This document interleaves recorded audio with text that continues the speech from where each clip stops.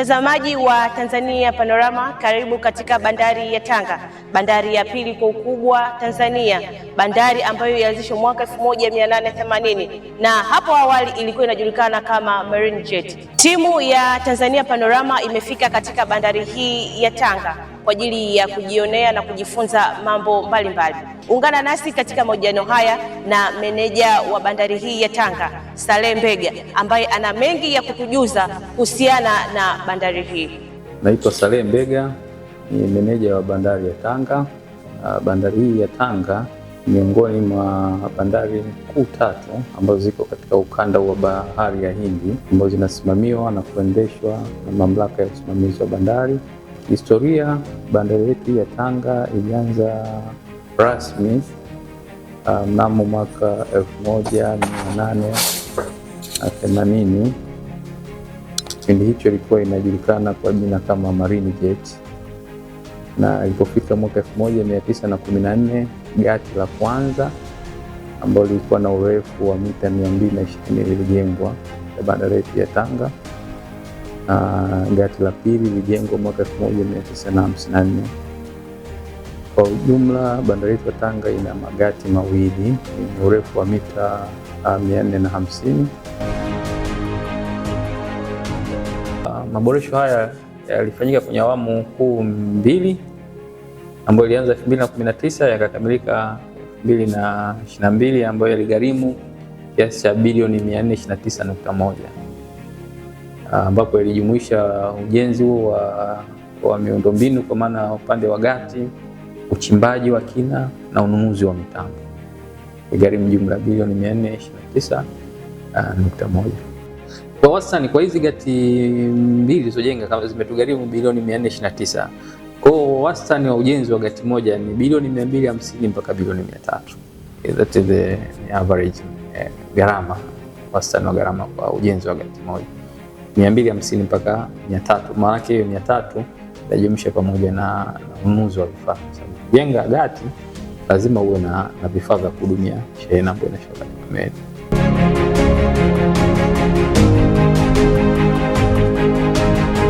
Magati haya yalikaa muda mrefu bila kufanyiwa maboresho au improvement, hali ambayo ilikuwa inapelekea bandari yetu kukosa ufanisi wa utendaji kazi.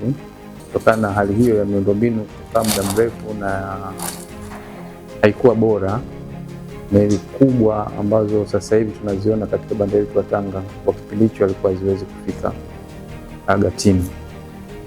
Meli zilikuwa zinaegeshwa umbali wa kilomita 1.7 kutoka gatini, ambayo tulikuwa tunaita stream operation.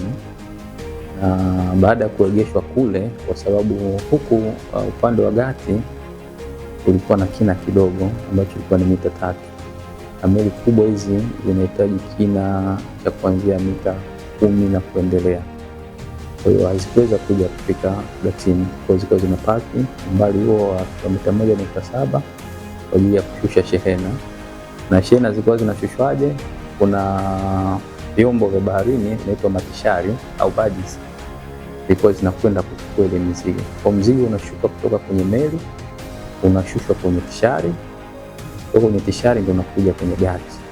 Kwa hiyo ni operation fulani ambayo ilikuwa inachukua muda mrefu, pia ilikuwa ni ya gharama, kwa sababu umbali huo wa kilomita 1.7 kwa kila tani moja mteja kwa tunamchaji dola 1.3. Hivyo ilipelekea bandari yetu kukua haina ufanisi, kwa maana udumiaji wa shehena ulikuwa ni wa muda mrefu, na vile vile gharama zikawa ni kubwa kwa wateja. Kwa wateja wengi walikuwa wanashindwa kuitumia bandari ya Tanga, hususan wa shehena ambazo zilikuwa zinatoka moja kwa moja nje ya nchi. Kwa meli nyingi tulizokuwa tunahudumia kipindi hicho ni hizi meli ndogo ndogo za majahazi au coastal vessel, na mizigo michache especially ya viwanda hivi vya saruji kama clinker kwa mizigo tunaweza kuhudumia, lakini mizigo mikubwa kwa maana ya meli za container, meli za general cargo zikuweza kufika kipindi hicho.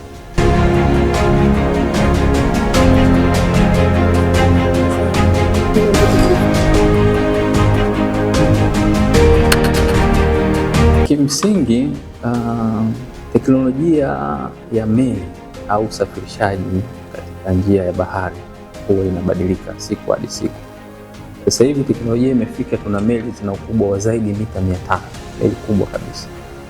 Kwa hiyo kutokana na mabadiliko hayo ya teknolojia, ilibidi bandari yetu ifanyiwe maboresho. Kwa hiyo serikali, tunashukuru sana serikali ya Jamhuri ya Muungano wa Tanzania chini ya rais wetu Mheshimiwa Daktari Samia Suluhu Hassan, waliona umuhimu wa kuifanyia maboresho au kufanya maboresho katika miundombinu ya bandari ya Tanga ili iweze kuhudumia meli kubwa ambazo sasa hivi ndio zinatumika katika kusafirisha shehena.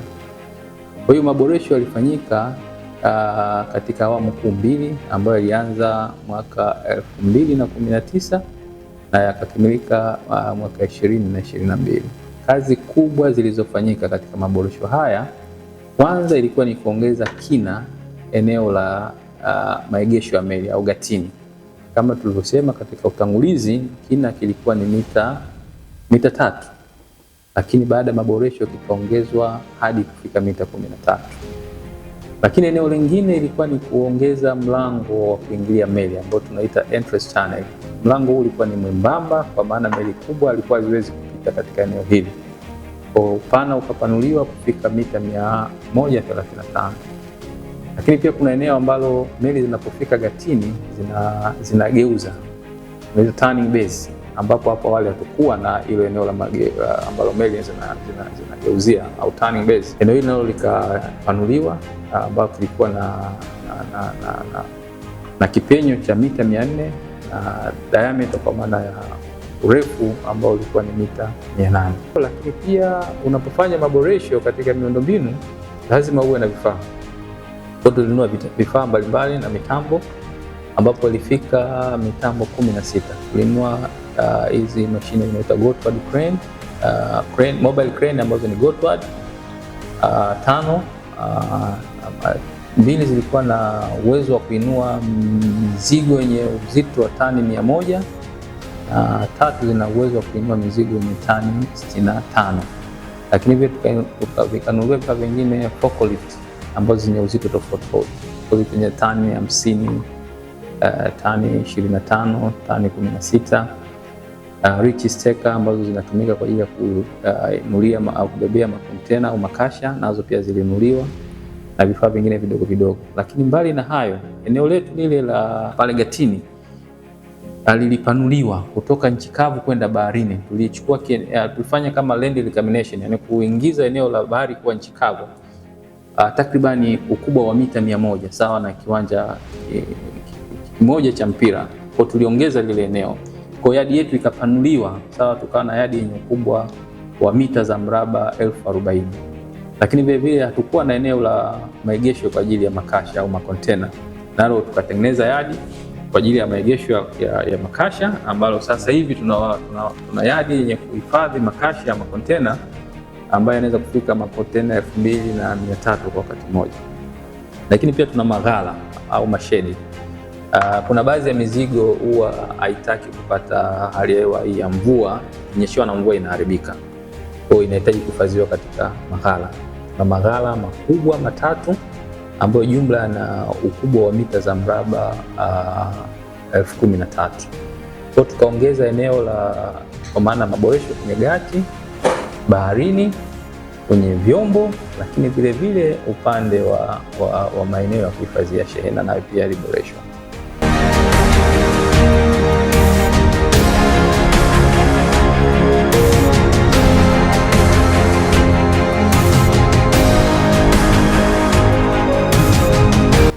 Ya kimsingi siwezi kusema ni umaarufu, lakini ni maboresho ya miundombinu yaliyofanyika. Kama tulivyosema hapo awali, bandari yetu walikuwa haina uwezo wa kuhudumia meli kubwa. Meli tulizokuwa tunapokea na meli ndogo tunaziita feeder vessel, na hizi meli ndogo ndogo za majahazi. Lakini baada ya maboresho, sasa hivi tuna miundombinu ambayo inaweza kuhudumia meli mpaka zenye urefu wa mita 200. Meli zenye mita 200 zinaweza kutia nanga katika eneo la gati kwa ajili ya kufanya operation. Hivyo kwa maboresho hayo, sasa hivi tunapokea meli za moja kwa moja kutoka nje ya nchi. Kama tunavyojua hapo awali, meli hizi zilikuwa haziwezi kuja hasa meli tunazohudumia ilikuwa tunaziita feeder vessel, yani meli ndogo ndogo. Mfano meli kubwa inatoka nje, mfano China na nchi nyinginezo, inaleta mzigo Dar es Salaam. Meli ndogo zinaweza kuchukua ule mzigo wa Dar es Salaam, zinaleta bandari yetu ya Tanga. Kwa hiyo sasa hivi tunapata meli moja kwa moja kutoka nje ya nchi. Tuna meli zinatoka China hapa, tuna meli zinatoka Middle East huko, kwa maana ya mizigo ya tunaita mizigo mchanganyiko au general cargo. Tunaposema general cargo, maana yake meli moja inabeba aina zaidi ya moja ya shehena. Kwa mfano meli hiyo utakuta inabeba magari, inabeba mwingine mpaka makontena, inabeba hizi construction material, inabeba hizi project cargo na vitu mbalimbali ndani ya meli hiyo moja. Lakini pia tunahudumia sasa hivi meli za makontena, kwa maana direct call, yani meli inatoka moja kwa moja nje inakuja inafunga katika bandari ya Tanga, kitu ambacho hapo awali hakikuwepo. Lakini kingine pia tunahudumia meli za tunasema mzigo kichele au bulk cargo, mfano kama clinker. Sasa hivi tunahudumia mpaka meli za mzigo wa ammonium nitrate ambao unatumika hasa katika maeneo ya migodini kwa ajili ya uchimbaji wa madini. Na pia bandari yetu ya Tanga, baada ya kufanya maboresho hayo, mizigo mingi ya project au miradi ya serikali sasa hivi inapitia katika bandari ya Tanga. Kwa mfano ujenzi wa bandari wa eneo la mradi wa bomba la mafuta ghafi kutoka Uganda, ambalo liko eneo la Chongoleani, karibia 90% ya materials au malighafi ambazo zimekuja kufanya ujenzi katika eneo lile zimepitia katika bandari ya Tanga. Tumehudumia shehena za miradi mbalimbali ya umeme, miradi ya maji, miradi ya uchimbaji wa gesi na miradi mingineyo mingi tu. Kwa hiyo kutokana na uwezo huu ambao tumekuwa nao sasa hivi, ndio maana watu wengi wamevutika sana kutumia bandari ya Tanga, uwezo ambao hapo awali haukuwepo.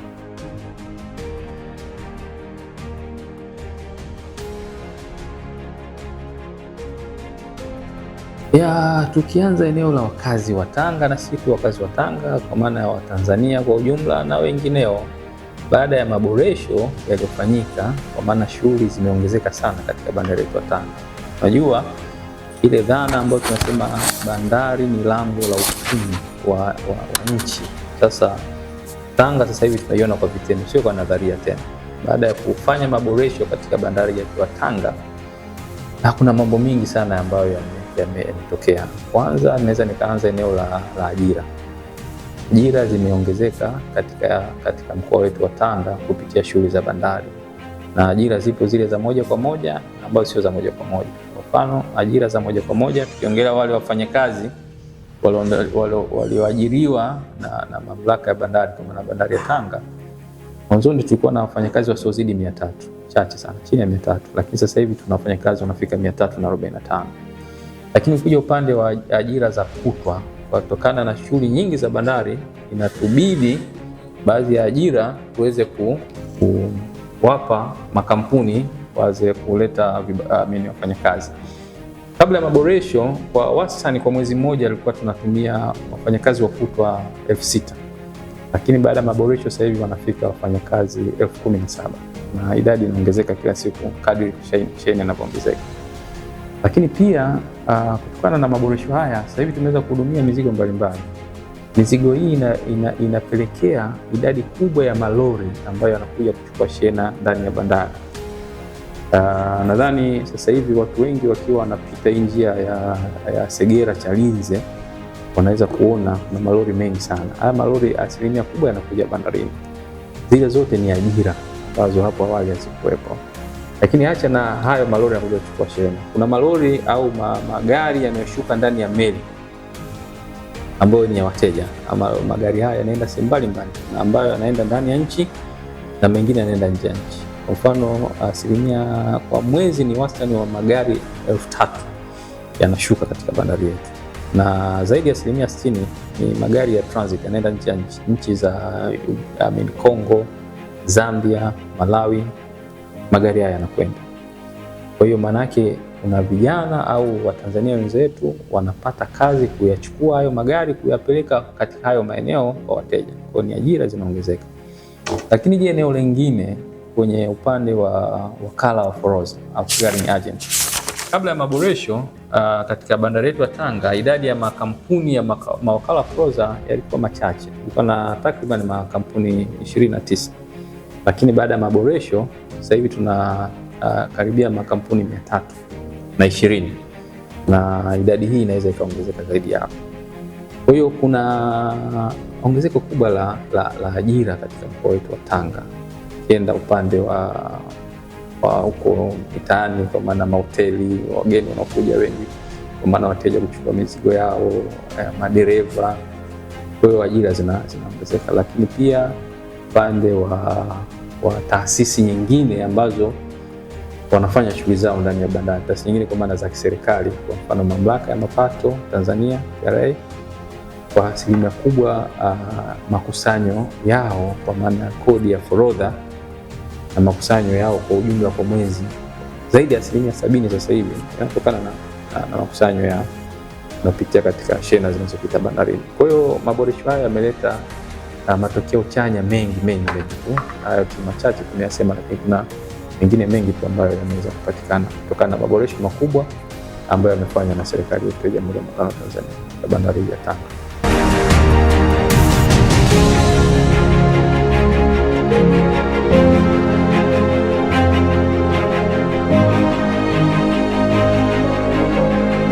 Kwa sasa usalama ni mzuri katika bandari ya Tanga. Tuna kitengo au tuna idara maalumu ambayo inahusika na usalama wa bandari, kwa maana maeneo yote ya bandarini yako chini ya idara ya ulinzi na usalama.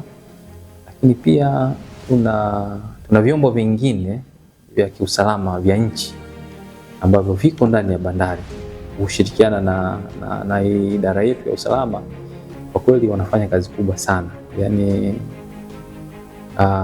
napata salamu kutoka kwa wateja mbalimbali kwamba bandari ya Tanga kwa swala la usalama wako vizuri. Manake changamoto kubwa kwenye shughuli zetu za kibandari ni udokozi wa vitu vidogo, hususan kwa shehena kama ya magari ambayo ni rahisi, mtu anaweza akachukua side mirror, akachukua taa. Lakini mpaka sasa hivi sina malalamiko yoyote. Baadhi ya maagenti huwa nakukaa nao, naongea nao, wanaambia kwa kweli tunashukuru sana, Tanga mmejitahidi kwa swala zima la usalama, hatujapata changamoto watu kulalamika kwamba vitu vyao vimechomolewa au vimeibiwa. Kwa hiyo idara yangu ya usalama kushirikiana na mamlaka nyingine za ulinzi za nchi wanafanya kazi nzuri sana katika kulinda bidhaa na mizigo ya wateja. Kwa hiyo katika hilo kweli hali iko nzuri, iko vizuri kabisa.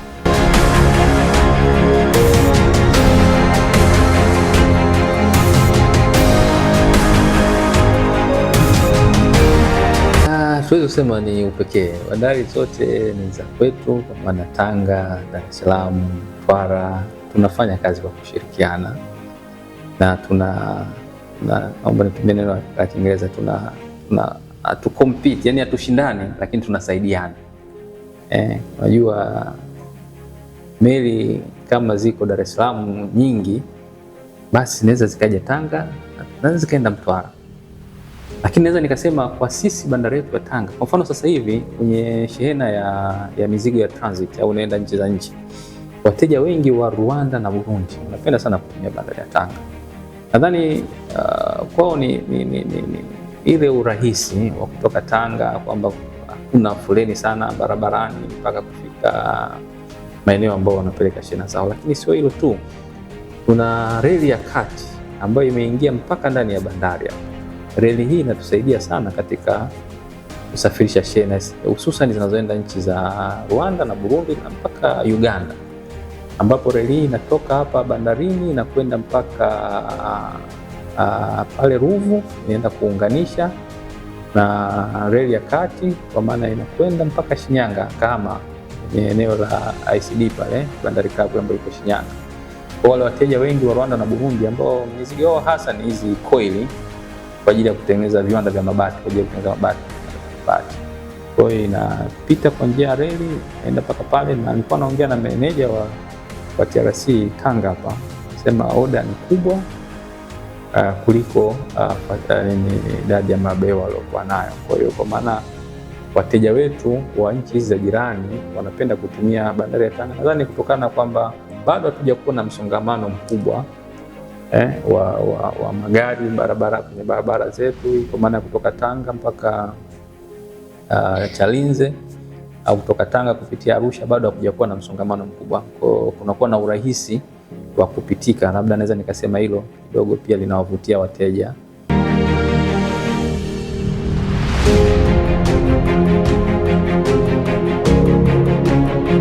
Wito wangu kwa Tanzania kwanza, kabla ya serikali, kwamba waone fahari kutumia bandari zao, kwa sababu bandari hizi zimetengenezwa kwa ajili ya wananchi na Watanzania wote.